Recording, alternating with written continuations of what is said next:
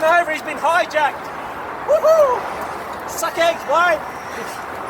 This is where I think the adventure begins.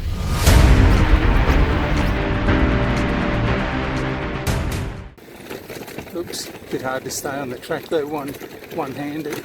Just come to another one of these horrible things. There's one on this side of the street, one on the other, and no way to get around those. So what I'm going to do is I'm going to take my bag off my bike. I'm just going to set up under this shady tree here, have some lunch and carry it across, and then assemble it all on the other side again. So just another day at the office.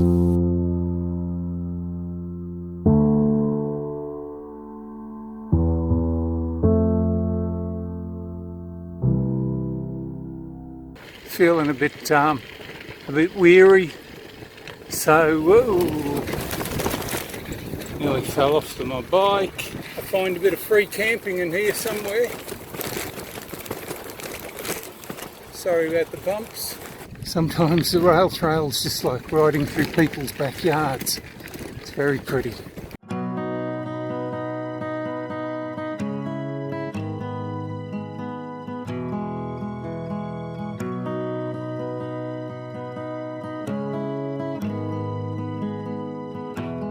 Just come along out of Caminia and these mongrel things wouldn't leave me alone. They're chewing on my water bottle on the trailer and chewing on my seat. So yeah, got a bit friendly, a bit too close for comfort. So yeah, mongrel horses. I don't like horses. And then I tried to close the gate and this thing's chewing on my flag. Oh man alive. Yeah, trying to balance 50 kilos a bike and hold it upright and close the gate. Yeah, I don't like horses. Oh, they're killing me, these guys. I've just unloaded and reloaded my my bike and carried it across one of these silly things, and I've ridden probably 2 kilometres, and look, here's another one.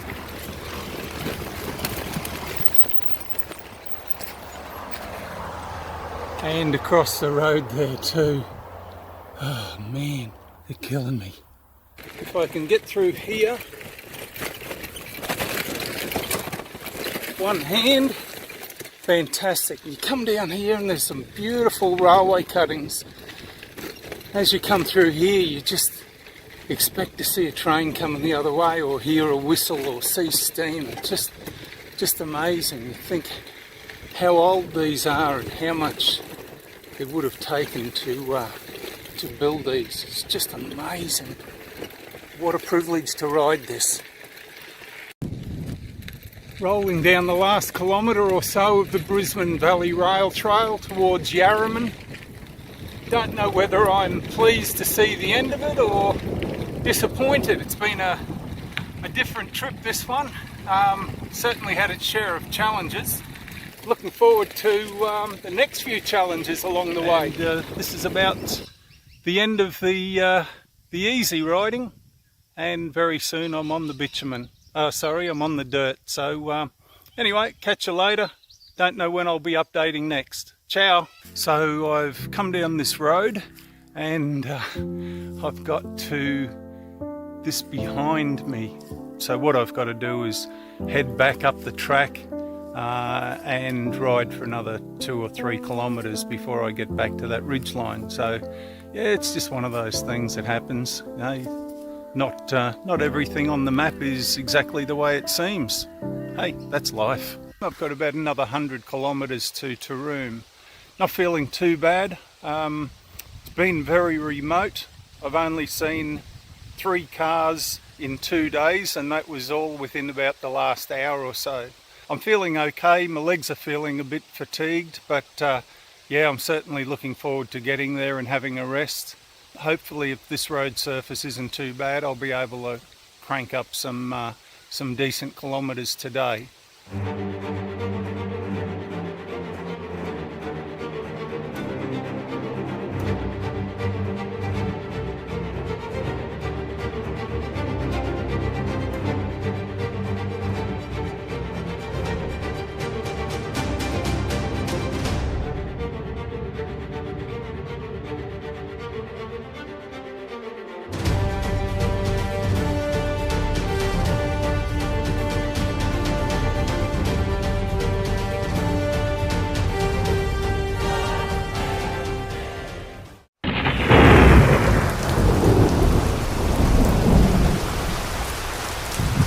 Now this is what some people would probably call a pretty tough day at the office. I'm on Red Range Road. I'm still outside of Taroom. I actually expected to get to Taroom yesterday afternoon, and because of the road conditions it was very slow going, so I thought it'd be this afternoon. It is, there's rain coming. It has been raining. I don't know if you can see behind me, but I've struck this bit of a hill, and you can see this last bit behind my bike. It has taken me probably a half an hour to get my bike through that. Now I'll show you the back wheel of the trailer. I can get down there. Back wheel is just absolutely chocker full of mud, as well as much of my bike. Look at this. Every time I try to I scrape a bit off, it just sticks to the tyres, clogs up there. It's all over the place. So my plan of attack now is actually to unload the bike and carry everything to the top of the hill, and then carry the bike up there, and I'm going to then make a decision whether I camp here. But the problem is, if I camp here, I've probably got a couple of days before things dry out. So yeah, a bit of trouble and a bit of a tough day at the office and a few decisions to make. So I'll do that and see what happens.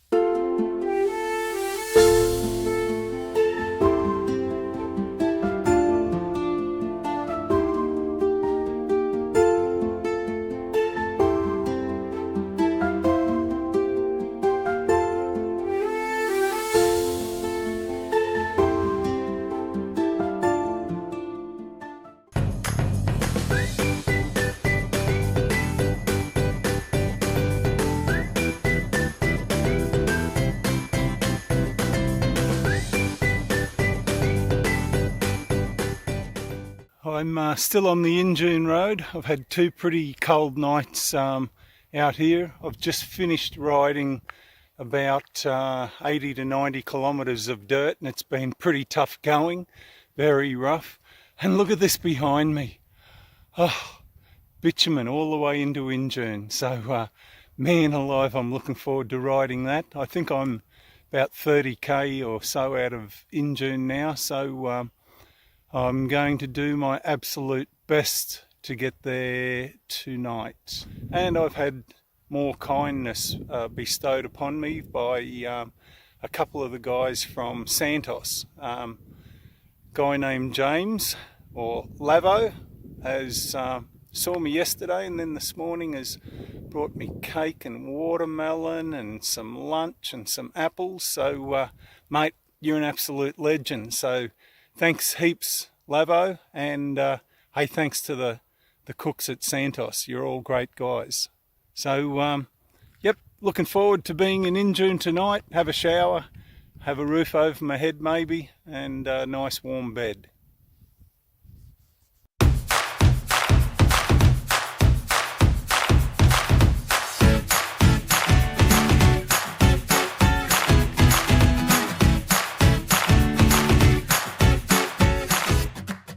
By my estimation and calculation, I would say that I'm now on the top of the Great Dividing Range.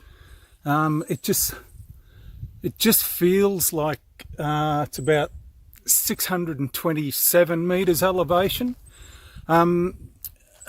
Just telling by what's around me, to my right, Boydie, it's that way, right, not left, mate, is the Fitzroy Basin, which is to the east, and the destination of that is Rockhampton. And to my left, Boydie, it's that way, mate, it's not that way. To my left, which is to the west, I would say it probably feels like it's the Murray-Darling Basin, and I think the destination of that feels like it's probably South Australia and Victoria. Now, you're probably asking me, how do I know this? Well, I don't know if anybody knows my family history, but my great great-grandfather was a tracker, and he actually left it through the family, and he taught me to read the signs. Yeah, he taught me to read the signs, and that's how I can tell. So that's where I am, having a great day. I'm about 35 kilometres outside of Winton.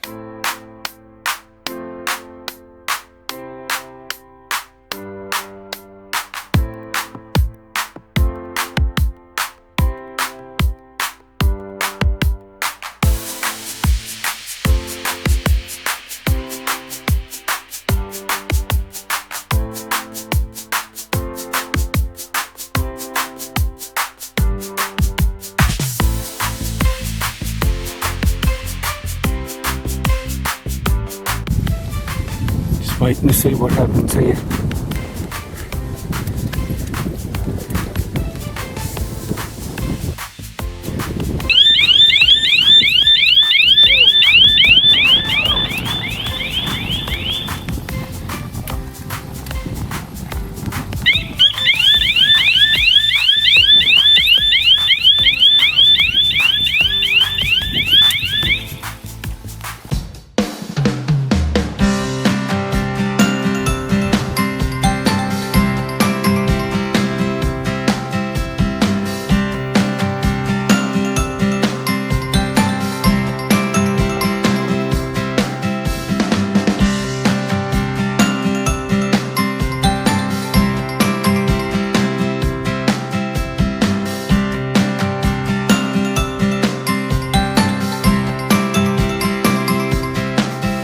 It's about 20 past 9 in the morning. We've been going for just over an hour, and our average speed is 7.4 kilometres an hour. This isn't much of a rise that Colin's coming up, but it's just so tough. On the tyres there's a bit of loose stuff on it, and yeah, it's hard to get along. Now he's on the good stuff.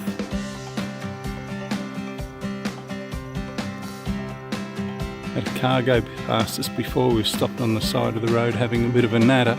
Just went straight past us, didn't even stop, didn't slow down. We were blown away.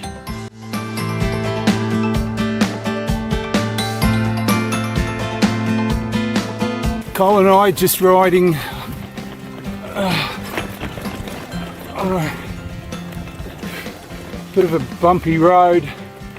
This morning we were on the side of the Forest Vale Road, about 100 and something kilometres from Mitchell, and we were taking water from a pump and on a property, and a couple of guys pulled up and had a bit of a chat, and they said, yeah, you're right, you know, asked us what we were doing. And then they said to us, they drove off, and they came back there 15 minutes later, and they said, where are you camping tonight? We said, I really don't know. And they said, you want to come and stay at Redfern Station tonight? I said, yeah, no problems. They said, you can have a hot shower and, oh, jeez. And we'll feed you, which was really, really nice. They said, you'll see the sign to the homestead.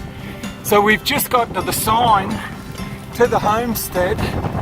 We're on their driveway now, but the thing is, it's 8 kilometres from the front gate to the homestead. Pretty amazing, hey?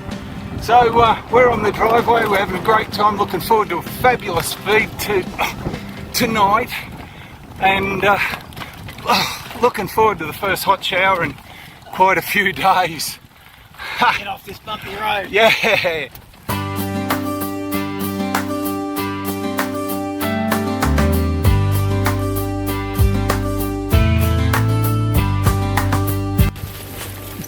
We just snuck out the back gate of Redford Station, where we've stayed the night. It was only about 1.5 kilometres to the back gate compared to the 8 kilometres we came in from the front gate, or vice versa, whichever gate it was. But anyway, Colin, what sort of night did we have at Redford Station? Absolutely brilliant. They were so hospitable. They couldn't do enough for us. Beautiful meals, lots of hospitality, lots of friendliness, and a great bed and a hot shower. It was brilliant. Wasn't that awesome? And now this is Colin's almost his debut in riding really outback and dirt conditions. Just going through a bit of sand here. Hang on a bit. Hopefully I'll stay on the bike. Colin's used to riding bitumen. So Colin, you've come for about a fortnight. You thought we might have done 500, 800 kilometres. We may do 200. What's your thoughts on that, mate? I just reckon it's more and more about the experience and less about the miles. It's so good to be here in the outback and so much space and no traffic and friendly people. So good. He's talking about me. Look at the road behind us. This is awesome. The road we were on yesterday was a sand pit. So this is just perfect. So mate, last thoughts before I turn it off? Oh, having a great time. Wow, I've just hit a patch of sand.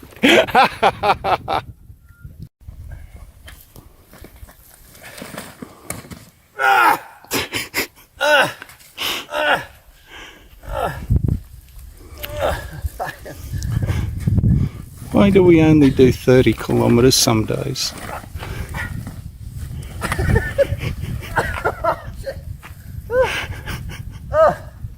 I can't even push it along.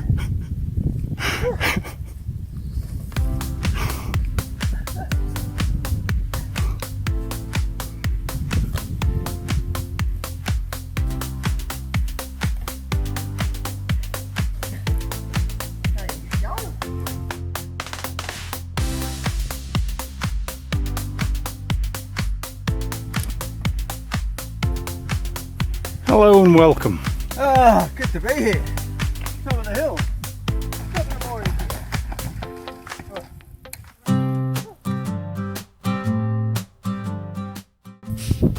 We're about 80 kilometres north of Augathella, heading towards Tambo. We're near Hoganthalla station and we're looking for some water, or we've just found some water. But for those of you who usually turn a tap on to get the water, have a look at this. This is how we need to get our water.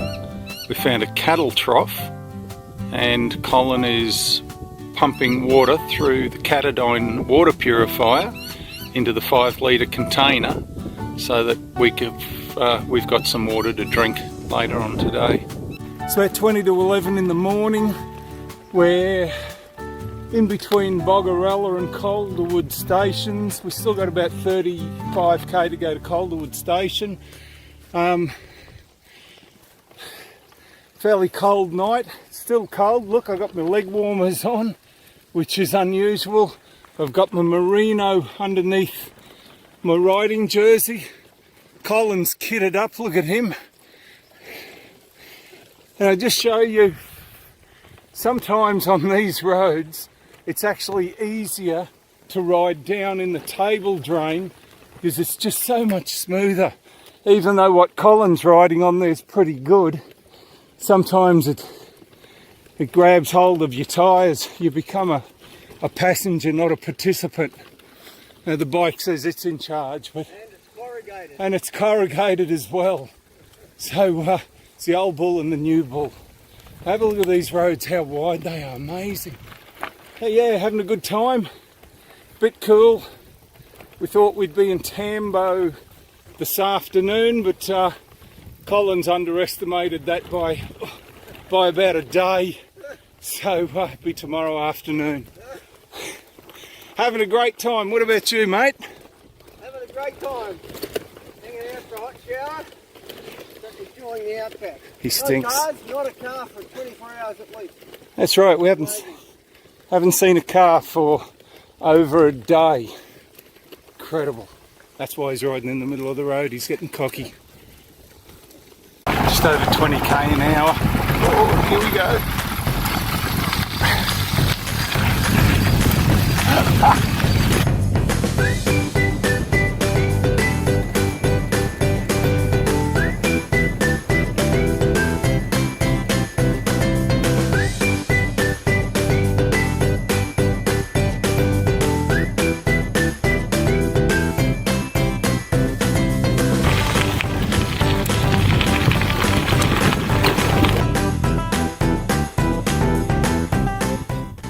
comes Colin on the last bit of dirt from Forest Vale to Tambo.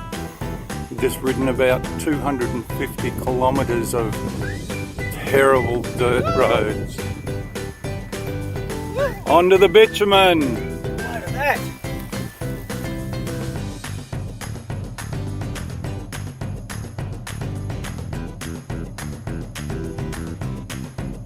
Hey, we've been really flogging ourselves today to get to Tambo on time, and guess what? I got a flat tyre on the way. Didn't think I was going to get here, but I've got here just in time for the Tambo chicken races, and mine is Frankenhen, so go Frankenhen!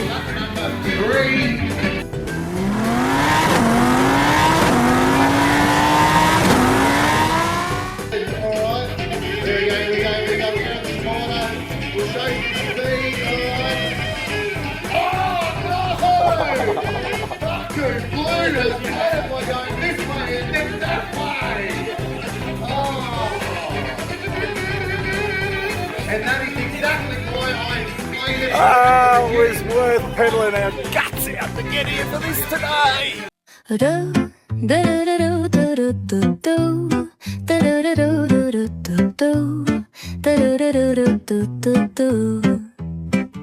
The sun is shining bright like a colorful aurora. It paints the world in hues of orange and white and more. I'm gonna start packing my bag. I'm leaving all worries behind. Let's go, I need to get my own summer style back. The breeze is playing soft through the palm trees loft. Seem it whispers secrets of each land.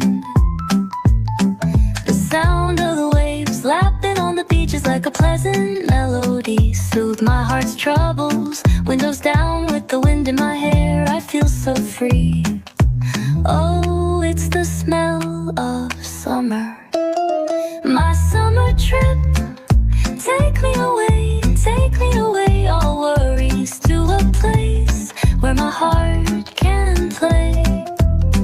Under the stars, by the ocean shore, by the vast grasslands. Oh, it's the smell of summer.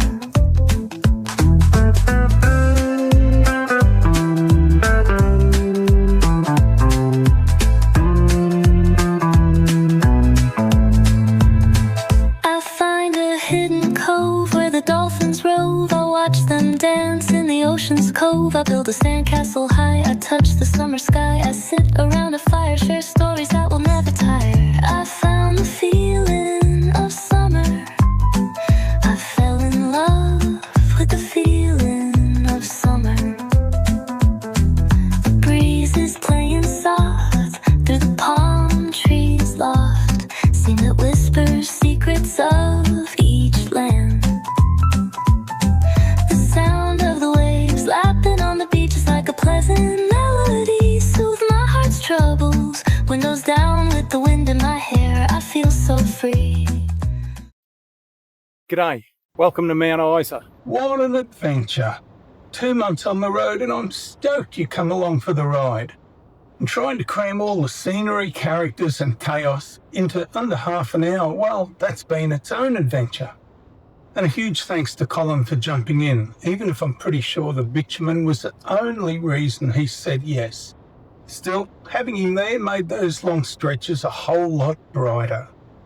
But what really sticks with me is the kindness, curiosity and generosity of the people out here. Only in Australia can someone call you a flaming lunatic, mate, and then hand you water, a smile and half their lunch. Camping beside the road for 2 months without a single drama. That's a privilege I don't take lightly. This country is wild, welcoming and absolutely magic. Thanks for being part of this adventure, and fair warning, this is only part 1. Next up, Mount Isa, cross the top of the Simpson Desert, over the Plenty Highway to Alice Springs, west to Uluru, and then down the Great Central Road all the way to Perth. And if that sounds a bit too dusty for your liking, don't worry. I've got seniors and family-friendly rides coming your way. Plenty of laughs, history and quirky facts. And absolutely no roadside camping or endless dirt roads.